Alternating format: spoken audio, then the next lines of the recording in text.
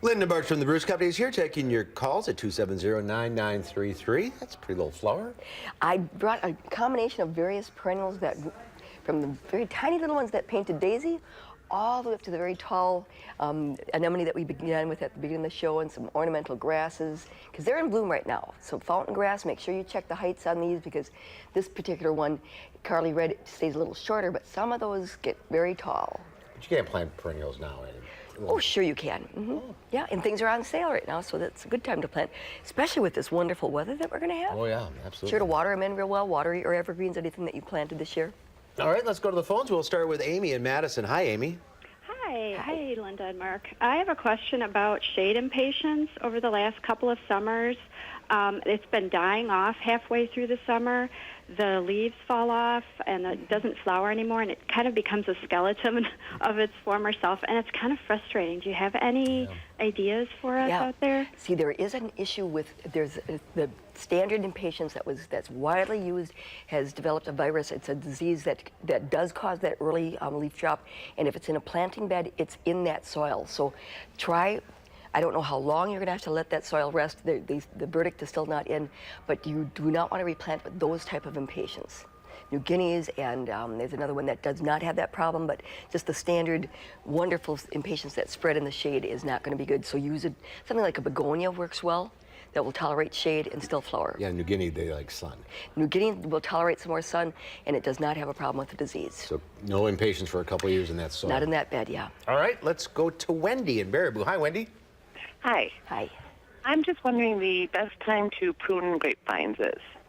Well, actually, you want to do that in the spring, but before things get really warm. You want to do it before temperatures get warm enough. So usually, depending upon the kind of winter we have, last year you could have probably done it in April, but in a typical year, it's probably more like February, March, before things get really warm, because otherwise they bleed a lot.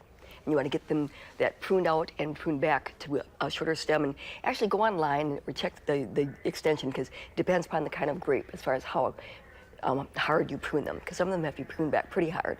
All right, let's go now to Cheryl in Johnson Creek. Hi, Cheryl. Hi, Linda.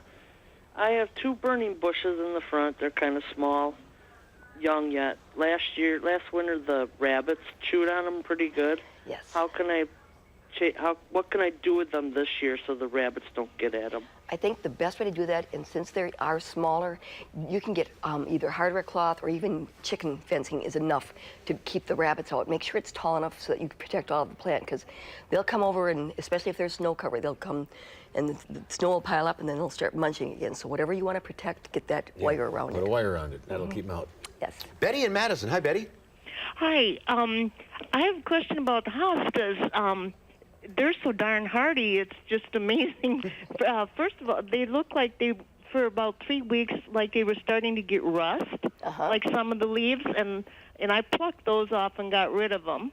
But now the one whole plant is it nearly looks like it's dying for the winter, and now a couple of, 3 or 4 of the others are getting the yellow. It kind of looks like rust on them, and then it just sort of like spreads throughout the plants, and it's just 2 different types. The big elephant ears with the huge leaves, you know. Yes. That one, no, knock on wood, that one's doing well so far. Okay. Well, Betty, it is the end of the season. Just because we're having summer-like weather this week, those plants, they've done their job. The hosta, you can let them rest. You could, actually, you could cut them back. It wouldn't harm. Or just leave them, and then once we get a little bit of a late frost, then I just pull off all the leaves and clean it up and start all over next year. It's sort of light related, not temperatures. Well, the cool temperatures that we had at night did start to get plants thinking it's fall. Okay, me too. Becky in Marshall. Hi, Becky. Hello. Hi, what's your question? I have some peonies that I want to move. I want to transplant, and I want to know, should I be cutting off the foliage and moving just the bottom part, or should I move the foliage with them? In September like this, I think you could actually cut all the foliage off, just get rid of that, because if there's any disease left, you do not want to move that to that new soil area. So I'd cut them off and make sure that the little pips, the little growing points, are at about a ½ inch above the ground, because the worst thing you can do is plant peonies too deep. But fall's the best time to plant them. It is. Yes, it is. Yeah, the plants pretty much done their duty and yes, they have. going into winter mode. good summer, though. It wasn't bad. It was a good summer. And this week looks great. I know. All right, Linda, thank you. If you're on the line, stay there. Linda will talk to you off the air. See you next week. Okay. And we'll be right back with a final check of your forecast.